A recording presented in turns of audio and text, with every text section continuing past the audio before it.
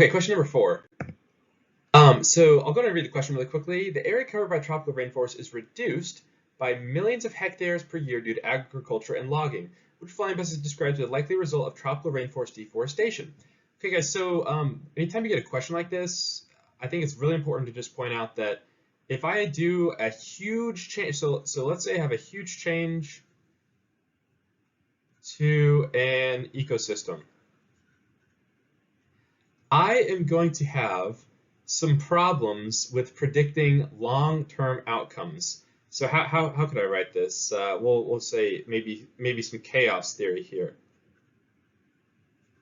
So it's almost impossible to predict long-term outcomes here, right? So essentially what I want to do is pick an answer choice that is a short-term effect that I know is very likely to occur. So anytime you see a long-term effect, I'd be kind of more wary about picking that choice because, again, it's very difficult to make predictions in the long term. So let's go on and take a look here. Answer choice A says population of plants and animals will decrease as more rainforest disappears, leading to a decrease in biodiversity. Okay, yeah, I mean that seems pretty standard, right? It seems like a decently reliable choice. So let's go ahead and look at the next one here. An increase of soil moisture will lead to a rapid increase in new vegetation coverage. Well, that one seems a little bit strange. I mean, maybe it will, but it's also possible that it won't, right? So we'll leave that one out. An increase in atmospheric carbon dioxide will lead to higher levels of ultraviolet radiation reaching the surface of Earth. Okay, so I mean,